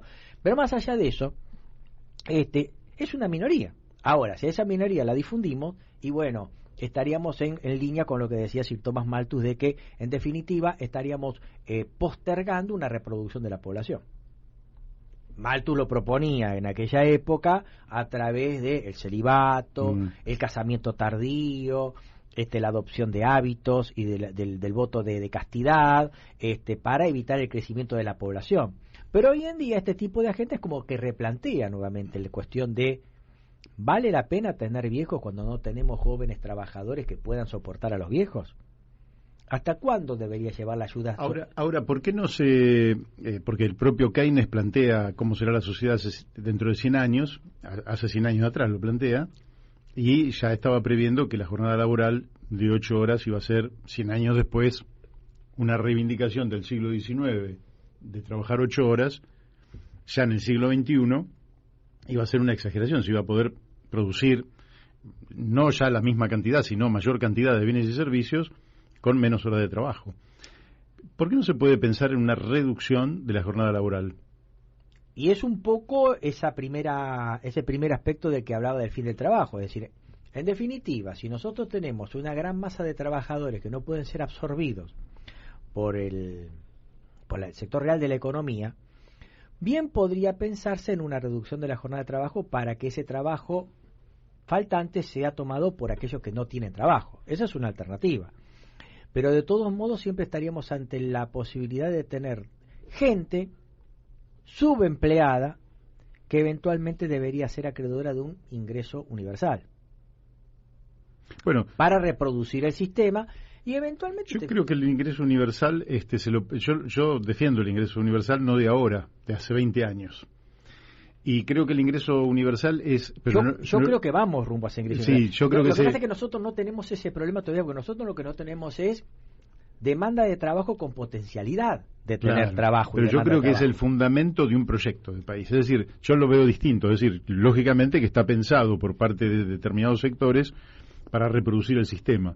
Pero yo creo que el mismo mecanismo se puede utilizar para cambiar el sistema. Es decir, generando una plataforma social, cultural y política distinta que nos oriente en otra dirección, que no es la que quiere justamente ese poder más concentrado. Pero quiero unir... Pero ¿usted no cree por ahí, Mario, que en nuestro país, como está subadministrado y en un modelo que no genera valor agregado, no acumula, sino a través de la renta financiera, si nuestro país despegara a través de una economía real, producción de autos de nueva tecnología, pilas en vez de exportar el litio tal cual, generar agroindustria, eso generaría una gran demanda de trabajadores y de trabajadores calificados en donde tranquilamente somos una economía relativamente pequeña con la potencialidad excedentaria que tiene este país. O sea, comparto tendríamos totalmente. que estar muchísimo mejor en vez de estar pensando o estar metiéndonos dentro de la problemática de los países centrales que están hablando de tenemos que generar un ingreso universal porque no podemos absorber mano de obra. Me parece que nosotros todavía estamos en retomar el sendero industrial que abandonamos en la década del 70. Y me parece que mano de obra tenemos una población bastante interesante, estamos llegando a los 50 millones de habitantes y tranquilamente podríamos vivir muy, muy bien con un proyecto industrial de valor agregado y materia diversificada de valor. Siempre fui industrialista, yo vengo de la escuela técnica, yo soy técnico mecánico. Y aparte, toda mi vida trabajé en una ferretería, así que estoy vinculado y también vi cómo se destruía la industria nacional básicamente a través de un tipo de cambio atrasado, es decir, de un dólar barato. O sea, Martínez Dios hizo que muchos industriales se transformaran en importadores. Desde nuestra visión de la periferia, me parece que esa problemática es más bien de los países centrales que tienen la inteligencia artificial, etc. Me parece que todavía nosotros tenemos un largo camino para recorrer antes de arribar a esa problemática, que la vamos a tener en algún momento. Sí, de todas formas, yo creo que viene por otro lado. Creo que viene por otro lado el tema. Pero, de todas formas, usted es el protagonista en el día de hoy, no soy yo. Así que, lo que sí le quiero preguntar es y seguramente el amigo Guillermo Andró, que siempre trabaja sobre esta materia, digamos, no él solo, hay muchísima gente, que plantea en la línea Silvio Gesell, pero plantean el impuesto a la tierra, es decir, la contribución territorial que ya la planteó Esteban Echeverría justamente en la Argentina, que ya se planteó de alguna manera a través de la ley de enfiteusis, y que tiene que ver con un concepto que parece muy interesante, que es que si la sociedad es un sistema y hay de ese sistema no de individuos aislados, sino del sistema que es sociedad, hay propiedades emergentes, y una de esas propiedades emergentes, la renta que genera la sociedad como un todo, sería bastante lógico que el Estado financie buena parte de sus gastos a través de apropiarse de esa renta, que en definitiva es social. Pero si esto proviene a través del concepto tierra, que es un concepto que lógicamente incluye el suelo, el subsuelo, el espacio aéreo, radioeléctrico, el mar, en fin, todo, ¿no? Porque a veces piensan tierra nada más que la tierra. Es decir, que toma las rentas, pero una de las virtudes que tiene esto, además de ser muy justo, porque no se castiga el trabajo, la producción, la inversión, además de ser muy, muy justo, abarata la tierra, es decir, abarata el suelo que todos necesitamos, porque nosotros estamos viviendo en estos momentos una gran paradoja en la Argentina, siendo un país enorme con pocos habitantes, los jóvenes, las familias que se van formando, acceder a un pedazo de tierra les cuesta muchísimo, ¿verdad? Y si esta reforma tributaria que abarataría la tierra, también nos generaría la posibilidad de una producción en la tierra mucho más cualitativa y menos cuantitativa. Hoy la producción de soja, que comporta más de 20 millones de hectáreas, es extensiva, básicamente, es una producción que muchos ambientalistas la cuestionan fuertemente, no nos vamos a meter en ese tema ahora, pero si nosotros destináramos esas tierras a un tipo de producción mucho más que tenga que ver con la producción de alimentos sanos, generaríamos también millones de fuentes de empleo. ¿Cómo observa usted este vínculo entre un sistema tributario que parece caduco en la Argentina y uno deseable que a su vez genere fuentes de empleo y posibilidades de realización de la gente, sobre todo la gente joven? Bueno, el tema tributario lo vamos a poner en un segundo plano, porque el tema de la renta de la tierra, en ese sentido yo soy muy ricardiano en ese sentido. El que lo estudió más profundamente fue David Ricardo, sí, en su famoso paper de 1815, Influencia sobre los precios del grano sobre la ganancia del capital, que después, por influencia de su gran amigo James Mill, lo plasmó en 1817 en Principio de Economía Política y Tributación. Y básicamente cuando hablamos de la renta, tenemos que poner dos cosas a manera teórica. En primer lugar, yo tengo una renta cuando tengo un producto o un recurso cualquiera que es escaso o único y muy deseado, muy demandado. Cuando yo tengo esa característica, producto único, escaso y muy deseado, el precio de ese bien está totalmente desacoplado, no tiene nada que ver con lo que me costó producirlo.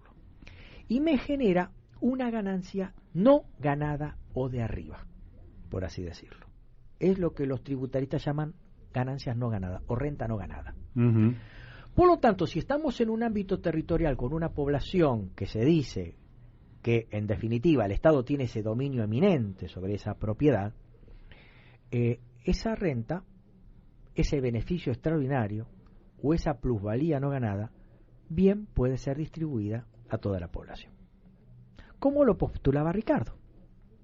Cuando Ricardo plantea esto en 1815, Gran Bretaña tenía las llamadas Corn Laws, o sea, las leyes de granos, que establecían derechos de importación para los granos que venían del exterior. Entonces, cuando llegamos a 1810, 1811 en Gran Bretaña, la economía británica estaba languideciendo y no se sabía por qué, y Ricardo llegó a la conclusión que era por culpa de estas leyes de granos. ¿Por qué?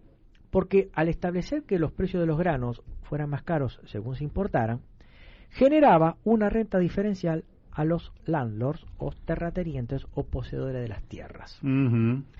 Lo cual generaba renta diferencial sobre todo a las tierras que estaban o más cerca de los lugares de consumo de puerto. Como la demanda de granos era creciente y no se podía importar por la ley de granos, había que ir a tierras más lejanas o menos fértiles, lo cual incrementaba la renta diferencial de los granos provenientes de las tierras más fértiles o cercanas a lugares de consumo, dado que la última tierra no generaba renta, simplemente el que vendía ese grano, que era el que determinaba el precio del grano en toda Gran Bretaña, ese no tenía renta porque era la tierra más marginal y menos fértil, pero sí le generaba una fuerte alta renta a los sectores cercanos al lugar del consumo o de puerto, ¿no?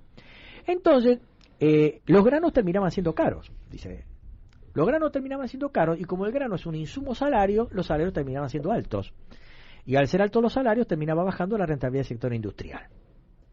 Entonces Ricardo dice, acá está el problema. La industria británica está languideciendo porque los salarios son altos. Y los salarios son altos porque los insumos salarios son altos. Y los insumos salarios son altos porque los granos son caros. Y los granos son caros porque hay renta diferencial. Hay una transferencia de ingresos del sector industrial al sector agropecuario. ¿Por culpa de qué? De la ley de grano. Y esto se debatió en el Parlamento británico. O sea, Ricardo, industrialista, tomó partido en favor de la derogación de la ley de grano.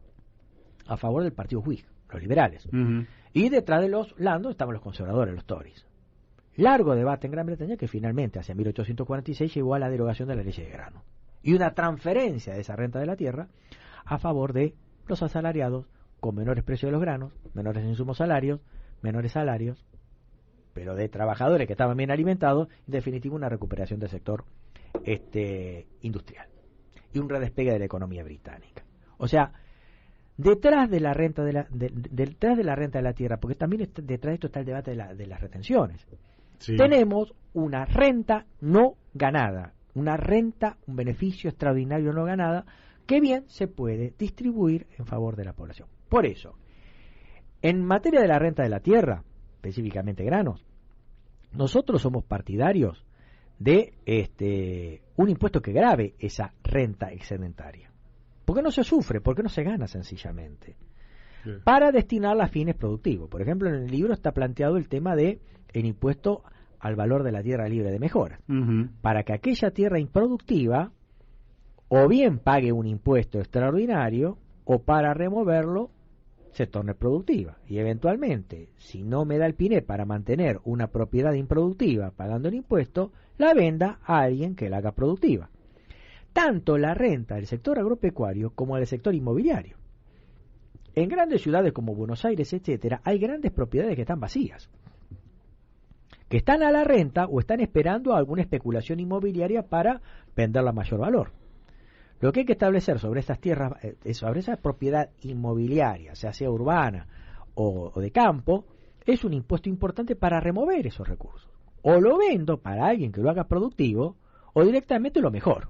Claro. Y lo pongo en oferta en favor de alguien que pueda o alquilar una propiedad inmobiliaria urbana o un arriendo en el campo. Y de ese modo hago esa sobreoferta, hago desaparecer o bajar esa renta agropecuaria. Por ejemplo, uno de los grandes problemas que tenemos en el campo, lo planteaba el licenciado Guillermo Moreno, es el tema de los arriendos. Los sectores concentrados tienden a bajar su riesgo arrendando. Entonces, cuando yo arriendo, le estoy pasando el riesgo de la explotación a otro.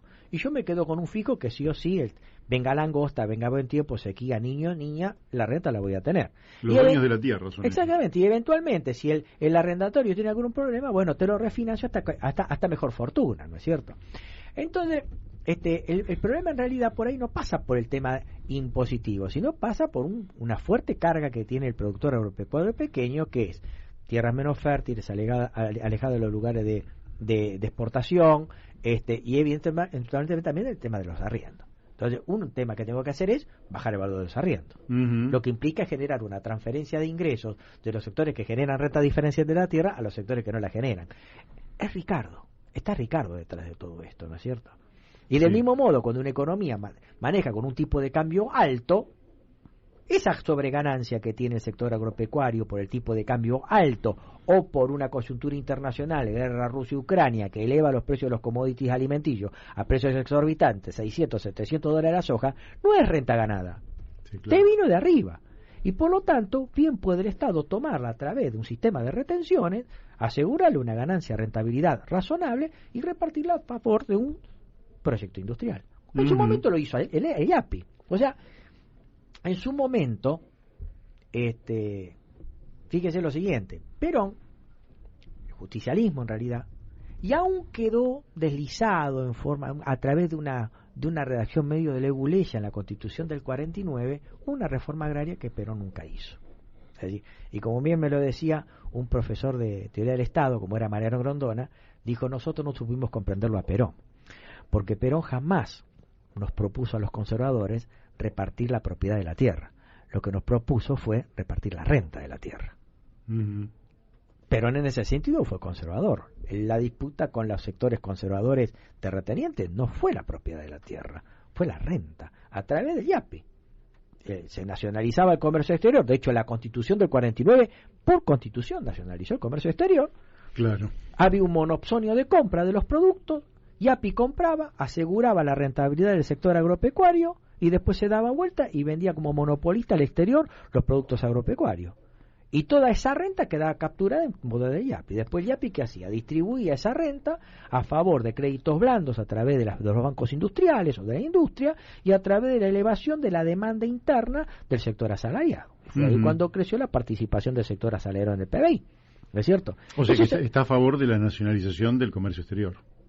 De la renta. De la renta. Pero para eso tiene que manejar el comercio exterior. Porque obviamente, la nacionalización del comercio exterior lo veo que en este momento una medida inapropiada y dura seguramente generaría una fuerte resistencia del sector agropecuario. Sí, lo que sí se puede hacer... con Vicentín. Exactamente. Lo que pasa es que Vicentín hubo otro problema. Sí. Vicentín la intención era buena, pero en el tema de Vicentín había un típico vaciamiento empresario ahí, una estafa. Y me parece que el gobierno se estaba metiendo en camisa de 11 varas. Pero en realidad, con empresas como Vicentín, y volvemos al tema financiero, porque tiene que ver con esto, ¿no es cierto?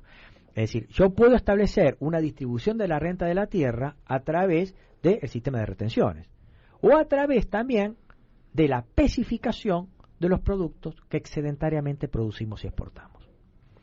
Porque si nosotros producimos de manera barata y excedentaria petróleo, ¿para qué tenemos un barril de petróleo internacional?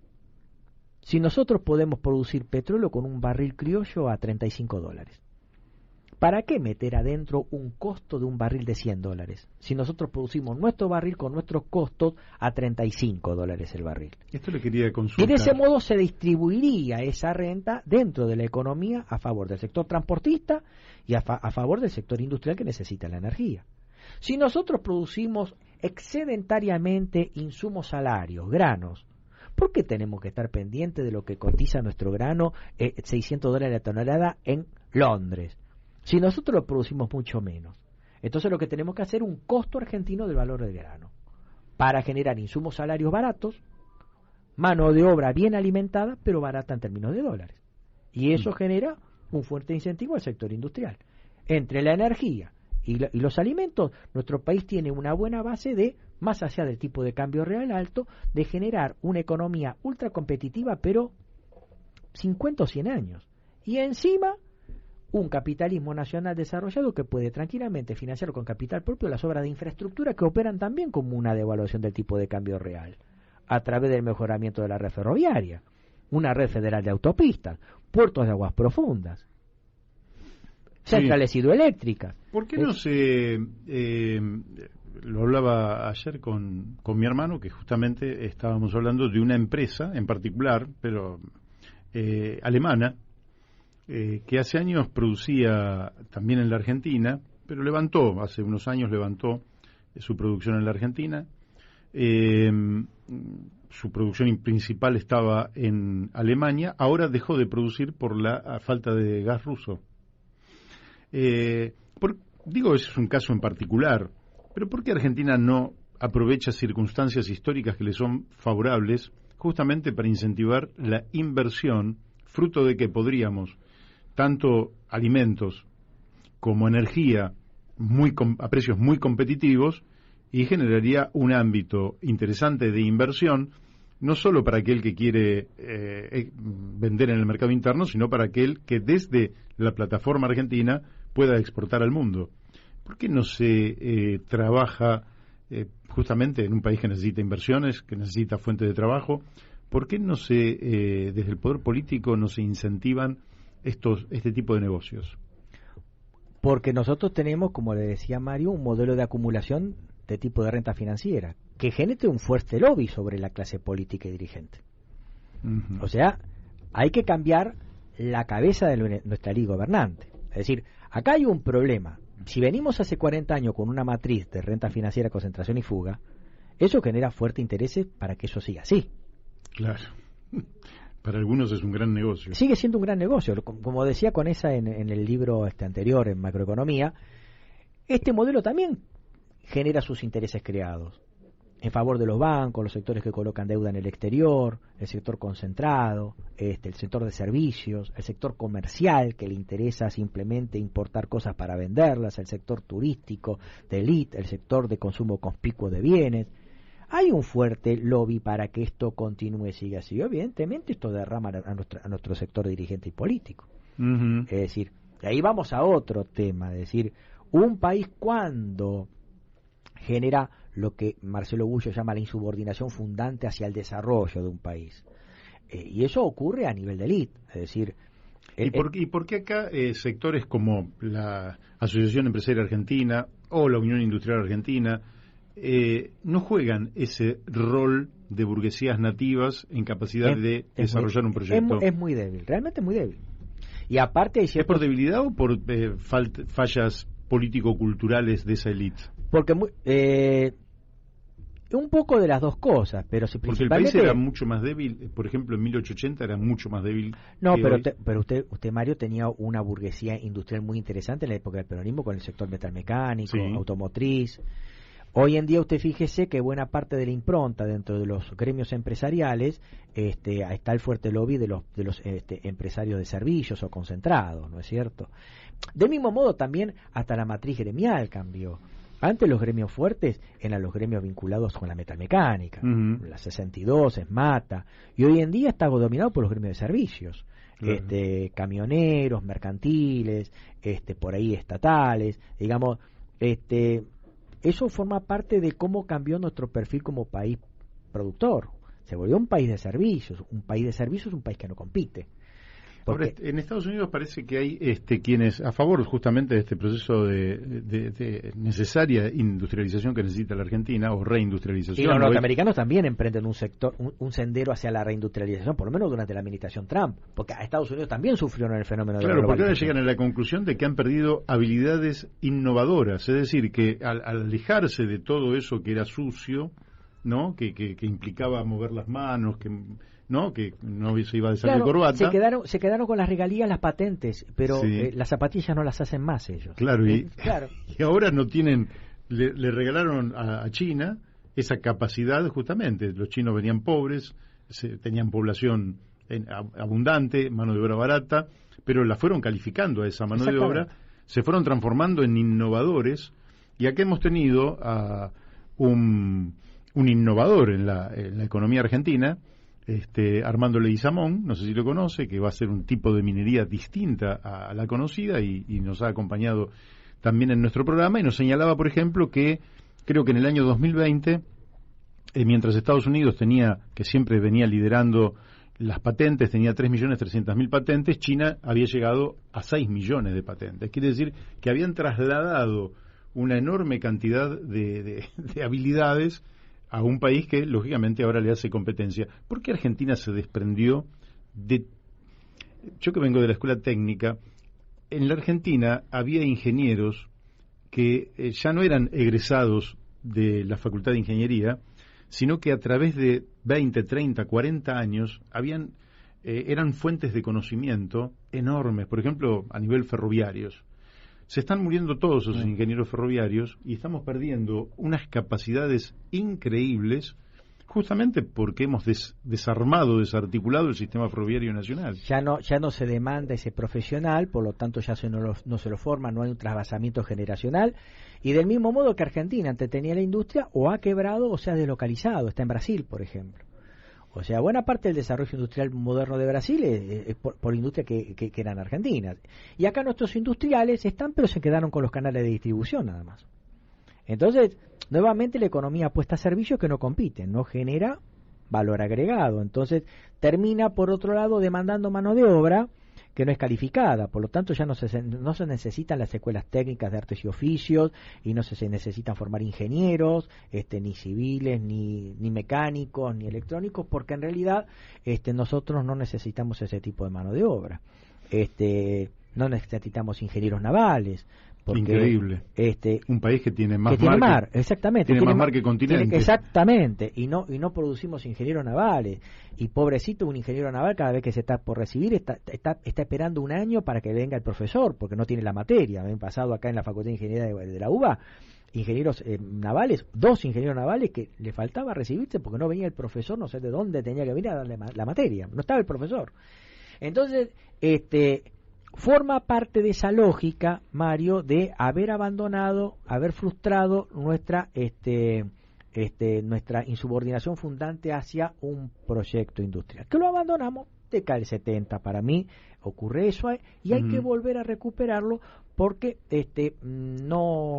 si no vamos a seguir siendo una economía de abandono, ¿no es cierto? Es decir, nuestros jóvenes se van a seguir yendo, algunos se van a terminar enfermando con las drogas y otros van a pedalear para Globo en empleos precarizados y miserables, ¿no es cierto?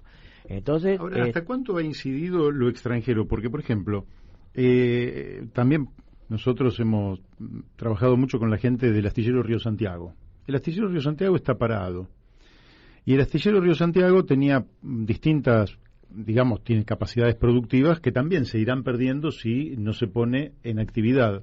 Pero tenía prácticamente 2 buques terminados, 2 petroleros para Venezuela, que ya había adelantado un dinero importante, dinero que fue malversado porque fue desviado para techar el Estadio Único de La Plata, dado que había presiones de la embajada, cuando decimos la embajada estamos refiriéndonos a la embajada de Estados Unidos, para que tanto el Eva Perón como el Juana Azurduy, que uno estaba prácticamente terminado, no fueran entregados a Venezuela. Entonces, porque lógicamente es parte del eje del mal Venezuela, ¿verdad? Entonces, los tipos dijeron, no van estos, y lógicamente el astillero se para, porque si no produce, se mantiene ahí una planta de trabajadores, pero que no están en producción justamente. ¿Hasta dónde en esta desindustrialización no hubo interés extranjero en deteriorar justamente una industria que para 1950 era en América Latina la más avanzada? No, es sin duda. Es decir, cuando usted tiene un país debilitado, una macroeconomía mala, evidentemente el mundo se aprovecha de eso. Es decir, Argentina tiene capacidad tranquilamente de abastecer de gas a los europeos. Y si no se ha logrado, y bueno, también hay un interés de un lobby extranjero para evitar que eso ocurra. Es el negocio nuestro, si nos caemos, le sirve a los intereses norteamericanos. Pasa también eso.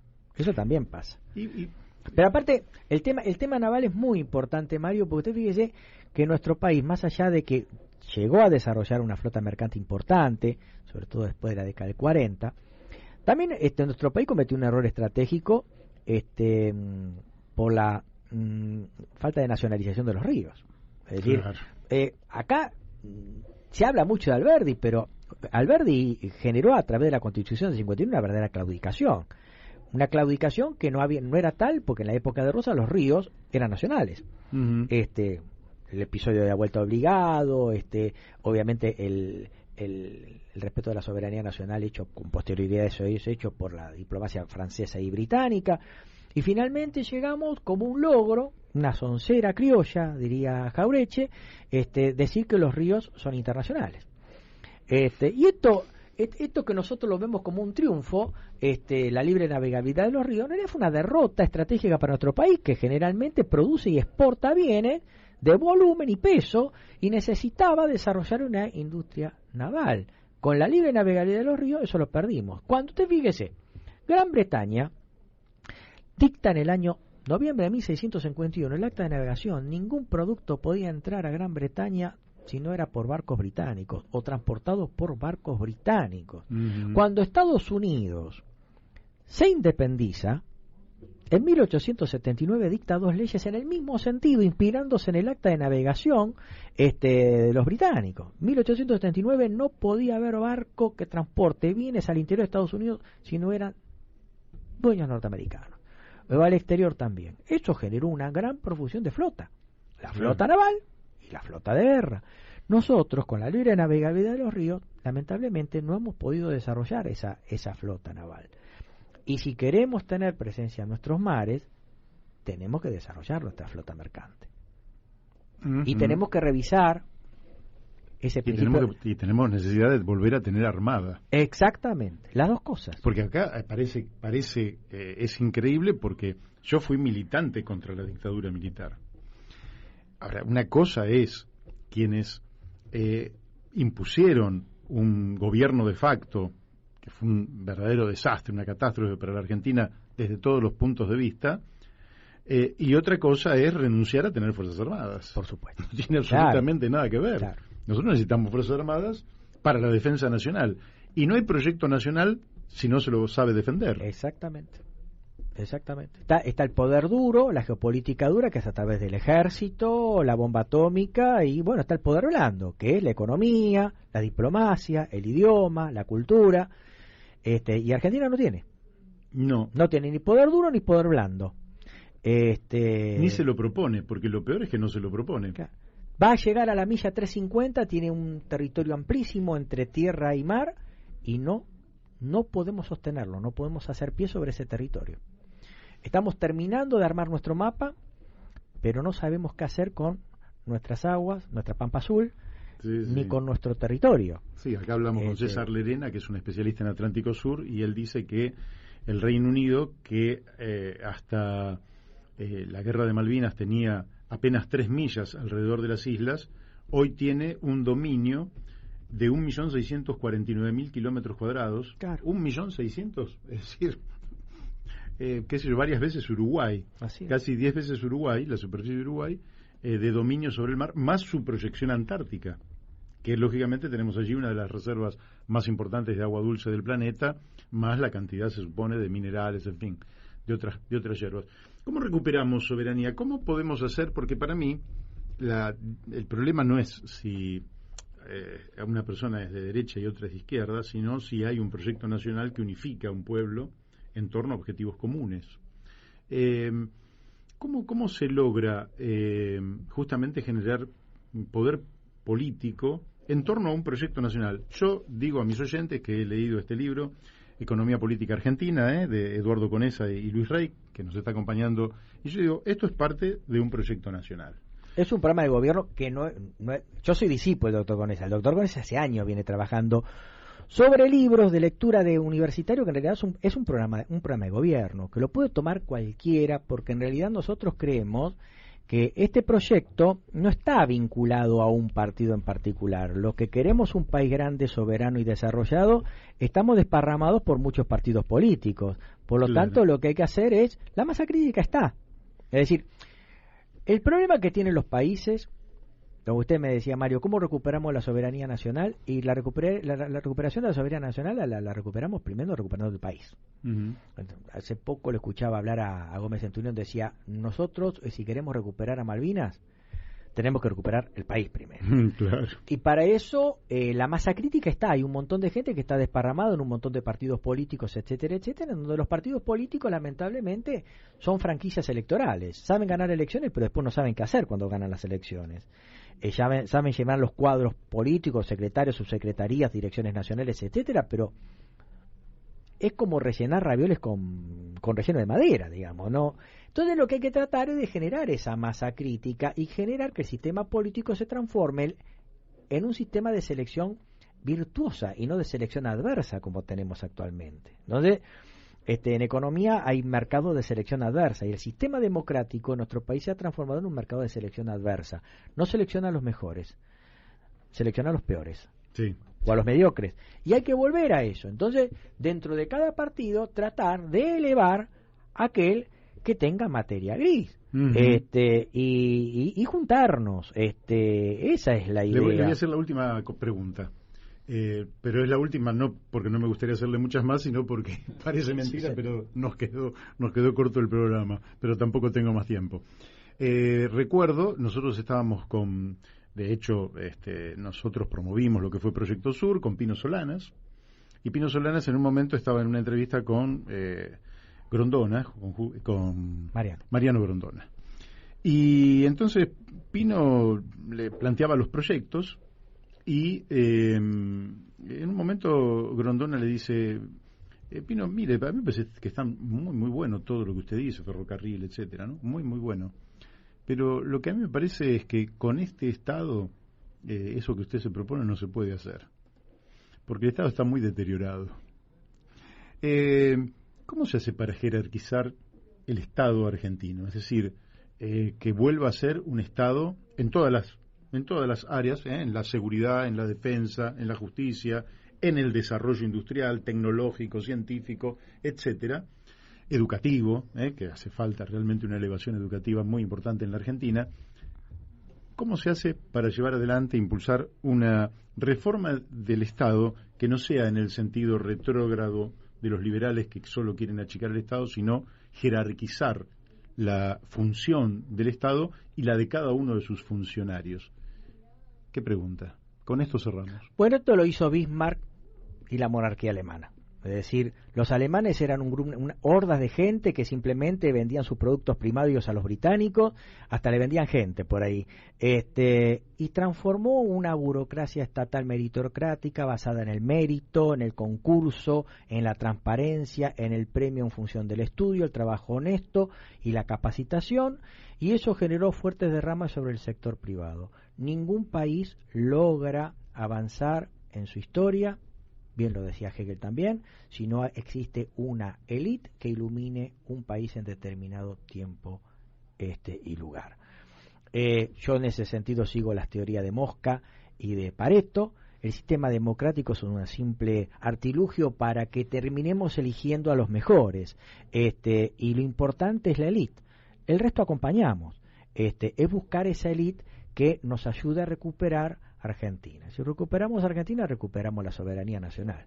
Y la masa crítica está. Es decir, estamos desparramados. Hay que juntarse. Y yo considero que el Estado no es bobo, no es malo, no es torpe. No estamos hablando del Estado como un mal por sí mismo, porque detrás del Estado estamos todas las familias. La familia de familias, la comunidad nacional corporizada en una estructura jerárquica jurídica que es el Estado. El Estado somos todos. Y eso es lo importante. Tenemos que recuperar esa impronta, y el país, si recupera esa impronta, en pocos años, en menos de una generación, vamos a ver los resultados muy buenos que se vienen. Doctor Luis Rey, le agradecemos muchísimo la amabilidad que tuvo de acercarse hasta aquí. Un gran abrazo para nosotros fue una clase magistral, y seguramente, se difundirá este programa por muchos sectores, quizás sectores de la élite que bien necesitan aclarar muchas de sus ideas. Y ojalá sirva de algo. Sí, yo creo que Dios sí. quiera. Bueno, le agradecemos. Nosotros nos despedimos.